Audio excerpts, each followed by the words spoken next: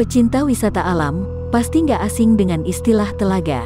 Danau kecil yang biasanya terbentuk karena alam ini biasanya tidak hanya menawarkan panoramanya yang memesona, tetapi juga sisi angkernya.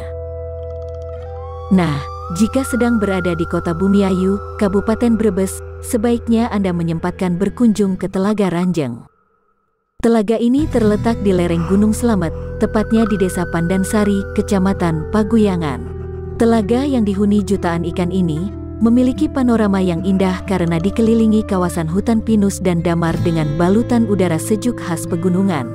Namun keindahan kawasan telaga dengan luas sekitar 48,5 hektar ini diakui oleh banyak pengunjung memiliki aura yang berbeda. Ya, di balik pesonanya, Telaga Ranjeng dianggap sebagai telaga keramat yang terdapat mitos-mitos di dalamnya. Berikut ini, mitos-mitos dari Telaga Ranjeng yang telah dirangkum Halo Bumiayu. Tempat mandi tokoh raja-raja di Jawa. Telaga Ranjeng merupakan bagian dari kawasan cagar alam milik Perhutani Pekalongan Timur.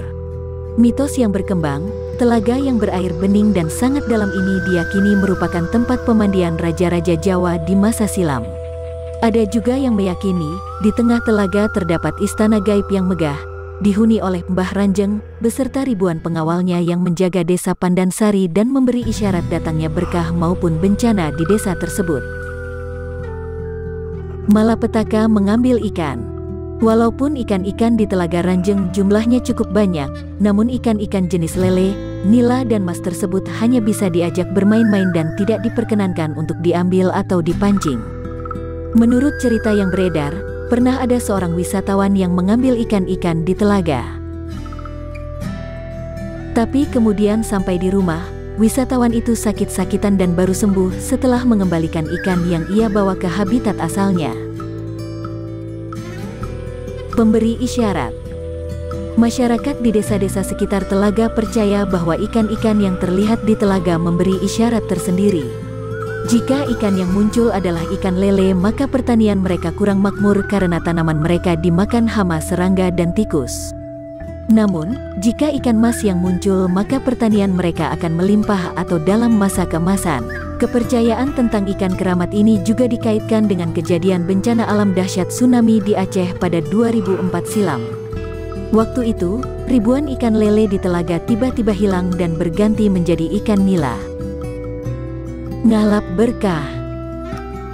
Karena keberadaan ikan-ikan yang dinilai keramat itulah, Telaga Ranjeng dianggap mistis baik bagi warga setempat maupun warga yang datang dari luar daerah.